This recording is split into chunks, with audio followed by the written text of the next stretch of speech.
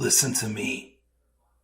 If there was a wise man who would ever think of this, they would say in order to be superior to the man, you've got to be the man. For I am the man himself.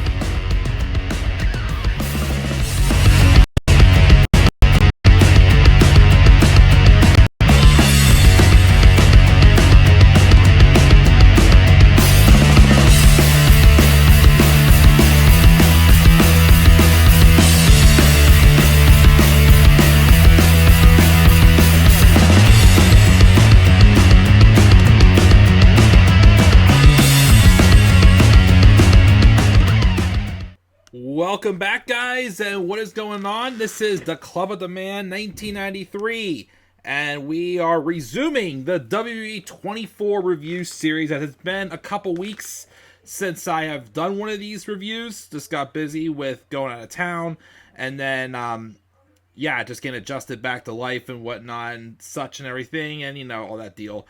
And I had to watch this edition twice, because I watched it as soon as I got back, and then I got busy last week, and I didn't get to review it, and I needed to watch it a second time, because other than that, if I would have not watched that second time, I would have been basically coming up here and saying, okay, Batista grew up broke, he was an introvert, and he wanted to finish against Triple H.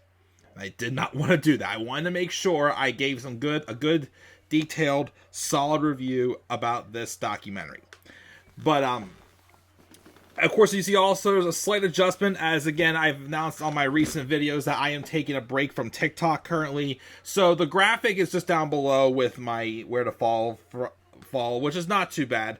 With my Twitter and my Instagram. Of course, I should probably move the Spinning 24 logo up just a wee bit, so that way it's not kind of interfere like it is right there, but it is not too bad, though. But, we're going to talk about episode number 21 from this series of the 24 specials called Batista Dream Chaser, which is focusing on the life and career of Dave Batista, or known in WWE as Batista only, or Bootista, as he was in 2014. And, basically up to Wrestlemania 35 when he had his retirement match against Triple H. The man, he said for years, he wanted to end his career by putting him over for everything that he did for him in his career. Now, Dave Batista, from watching this documentary, is a very interesting guy. Like I said, the lifestyle he grew up in, in an iffy area of Washington, D.C., and then, of course, to get into the wrestling business, basically for the money, but, he obviously, had a love somewhat for it, to then going off to doing movies and whatnot, and just basically starting from scratch with everything he got involved with, to push himself to continue to be successful. It's a good story. The only thing is, though, is it's not the story, but this documentary in general, the way it was structured, because these 24 specials to me come across as like, okay, it's like they start with like the day of something, and then we go back in time as to how we got here. There was two of those, basically. The SmackDown 1000, because that's where he purposely teased the match with Triple H to see how the crowd would react. And then, of course, WrestleMania 35. And I just felt like the way they told, like, a lot of the backstories and having those two, like, pinpoint moments in this documentary, I felt the flow was off. So even me kind of, like, telling the stories that we learned about Dave in this documentary is going to be a little, like, not accurate, because I'm probably going to more so focus on a different route with it. But like I said, I guess that's my only gripe about it, is that it was hard to follow along, because they were going, like, very back and forth. It was like, oh, they were going from when he was a child, then, oh, back to 2018, then, oh, back to when he was a child, then, oh, the 2 days later, 2018. It's like, the flow just didn't mesh, if I'm being honest. But still a good story about Dave Batista. So, as I said before, Dave Batista grew up in Washington, D.C. in not the best area. He witnessed a lot of bad incidents. He didn't have a relationship with his father. He has no connection with him. He was very like a very standoffish guy to himself, very introverted. And even though, of course, he wanted to be in the entertainment industry, he does have a lot of stage fright. He does get uncomfortable and whatnot still. But it's kind of like he's pushing himself to outdo his fears, which is something you should give someone like Dave Batista credit for. Someone who definitely knows, like, pushing himself out of his comfort zone to be a success. I believe he did not finish high school. And then, of course, there was a time he said where it was basically him, his mom, and his sister sharing a bed because that's all they really had. And then, of course, things started to turn around more when he started having kids, and he knew he had to make money. So he said, now, here's the first where he said this, I'm kind of like, ew, like a little head scratch to this response. But he said that he got into the wrestling business because they make good money. But of course, he obviously had some sort of a passion for it, because as he said, any opportunity he had, he beat it to death and basically did what he had to do to be a success. Because even so, he didn't have a savings account when he first got started, or like, any other money in his pocket. To him, it's like he was like, I need this or I got nothing, basically, mentality he had back in the day. He then, of course, did talk about Triple H and how he was kind of a guy who kind of took him under his wing because Triple H saw something in him. And we all know that he propelled him eventually to the main event scene in 2005 when he beat him for his first world title at WrestleMania 21. And he had always said for years he would love to put him over to repay him for everything when he retires, when it comes for his time. Trying to think if I'm forgetting anything else up to this point, because I kind of already bounced around a little bit there. Like I said, he was kind of introverted, stuck with Evolution, learned from Triple H, and became, of course, a big success through Evolution, and of course became a big star. Of course, he even mentioned that getting all the attention was kind of making him a little nerve-wracking as well too, because of how how he is. He'd rather be kind of like off to himself when he's wasn't the biggest crowd or people person or whatnot. Because he also mentioned how at the beginning he has all these tattoos. I think one of them he pointed out was peaceful and something else, and then violent or something like that. He goes, I'm not a violent guy, but I got in some fights, but I'm pretty much a pretty peaceful guy. And how some of his tattoos also covered up other tattoos. It's like stories covering up another thing or whatnot. Kind of like an artistic thing, I guess, he got for his tattoos, but it is what it is. But like I said, they really bounced around a lot. So me trying to remember everything that they was talking about was a little bit difficult to remember. But basically, if I do go in order of his career and not quite what the documentary did, he did leave WWE in 2010. He just felt like he wasn't getting the opportunities there, and he did have a desire to go, and he liked movies. He wanted to try out the entertainment industry and go do some movies. Obviously, he thought he was a pretty bad actor at the beginning, but he learned, and so much so that, again, as I said before, his idea was that in order to be more successful, you had to continue to push yourself outside the box. Later on in the documentary, he mentioned that he knew if he remained just an actor, that his phone would eventually stop ringing in a couple of years. So he knew in order for him to continue to get his phone ringing for years, he had to go on eventually and make his own movies. So that's why he moved into directing and whatnot, and still, of course, acting in them. But he definitely just pushed the envelope. And again, he had no acting experience, but he wanted to make it happen. So he went out and did what he had to do. So much so that he also kind of cost him some of his relationships with his wife and whatnot. And that, he just wasn't a committed guy. He wasn't home a lot. He was just doing what he had to do to make a living. So some people are just much more focused on their career than a social life. And a guy like Dave Batista, who, as he said, seems to be an introvert, that's probably the better path for him. he did briefly talk about his return in 2014, which is the first time, of course, I had seen him or heard of him when he returned in 2014 and won the Rumble. He did say that, you know, even though he left in 2010, it's like he was never gone because he still kept in good touch there, right there, especially Hunter. And they brought him back in 2014, and as he said, he just was not in shape. It was very obvious, too, that Batista was just not in shape at all in 2014. And, you know, he stayed until after he feuded with the Shield, and then he left. Of course, they talked about the whole Batista thing, but not really too much in depth there. But then, of course, he went away. And then, I believe he mentioned, of course, that the breakthrough movie that he finally, you know, felt like he became a star, acting-wise, was Guardians of the Galaxy, was where he really hit his stride. And then,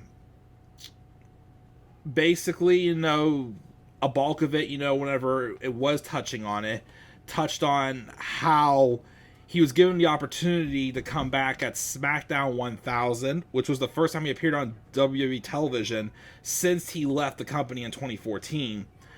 And he wanted to do something with Evolution. And it was also, of course, in DC. So he said he was going to be given the opportunity to talk. I guess, you know, they even agreed that they wanted to give him some more time to talk since we hadn't seen him in a long time. Because we had seen Triple H plenty of times, Randy plenty of times. Ric Flair had made more appearances here and there as well. So they wanted to give Dave some more time to talk. So he said obviously his goal was to tease the match he's been wanting between him and Triple H. And he's been wanting it for years. And this was around the time he said where he was starting to think that, yeah, if it doesn't happen now, I'm done. So we got to see how the crowd reacts. And he did the whole thing where he just like puts over everybody in Evolution, and then he gets Triple H finally and said, "There's nothing in this business this man has not done except beat me," which obviously was the tease. And then when they got backstage before Dave left, Triple H said, "Get in shape," because the crowd did react and they did want the match. And I wanted the match too, personally. Like I said, I never got to experience them when they feuded in 2005. And yes, I knew it wasn't going to be anything spectacular, which the match they had WrestleMania 35, which again, I attended in person, it was a solid to good match. It wasn't like the best thing I ever saw, but it wasn't horrible either. But it was, to me, a satisfying, no-holds-barred match for Batista to finish his career and do exactly what he wanted to do and put over Triple H. Then they had him, they made it obvious they were going forward with the match when he returned in late February on that segment on Raw celebrating Ric Flair's, I think his 70th birthday, I think it was. And Batista was found backstage with Flair beaten up. And Batista does the whole thing of the, "Hey, Hunter, do you have your attention now? Huh?" and whatnot. And then, yeah, the promos, though, in the build for that match was not good. Batista calling Triple H a control freak the entire time, and I don't know, it was bland. It was not the best build. I mean, all that really had to happen was that, and then just, you know, Batista just won the match, and that was it. The concept every week, "Oh, Triple H is a meanie, he's a control freak, blah, blah, blah, blah, blah, not listen to me, this, and that, and all this and jazz," like, you know, it wasn't on the best television. And actually, of course, we all know the famous promo, which I forgot was in Pittsburgh. I didn't go to that Raw because that was a few weeks before WrestleMania, and I had saved up to go to WrestleMania. Of course, I didn't go to that Raw right before Mania. That was in Pittsburgh. But when they made the match official, and the whole "give me what I want," the whole like how everybody was saying he was like doing a parody of Spice Girls, the truth is, though, they didn't mention it in the documentary, but it's been mentioned in other articles before. The truth is, the reason why that promo ended up being the whole "give me what I want, give me what I want," was because Batista unfortunately forgot his lines. So that's why it ended up like that. And then they showed some stuff of him at his own gym and him training to get in shape, and he made sure that he was in shape this time, not like he was in 2014. And then, of course, we get to the day of WrestleMania. He has a match with Triple H. That's exactly what he wanted. His family was there, of course, to watch as well.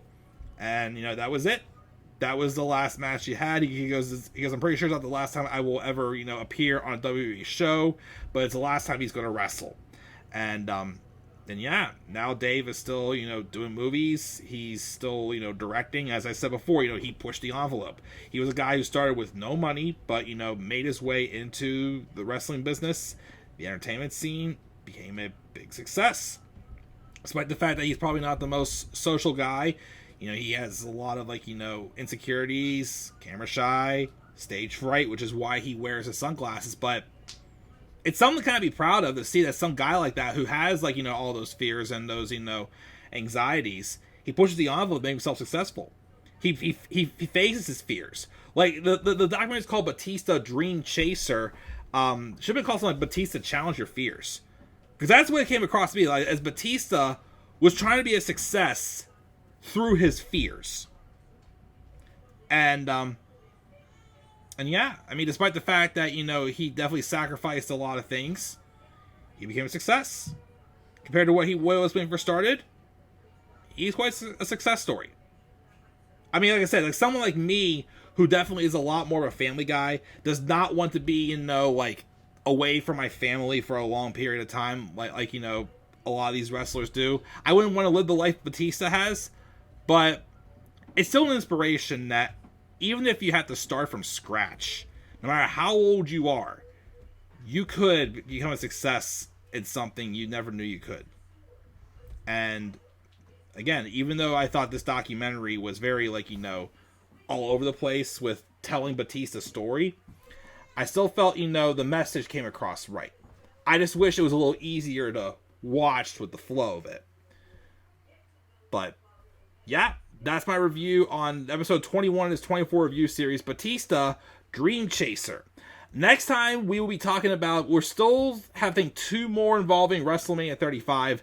The next one is Kofi Kingston and the whole Kofi Mania story, and kind of more so also how, I think I've seen this one once, how Kofi, what Kofi did media-wise as world champion in 2019.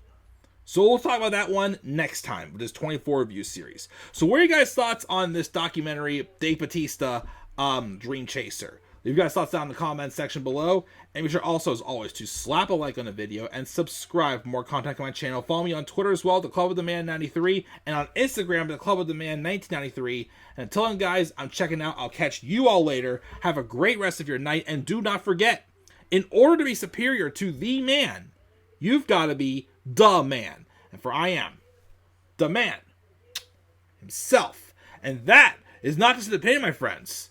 That is a fact of life. Yeah!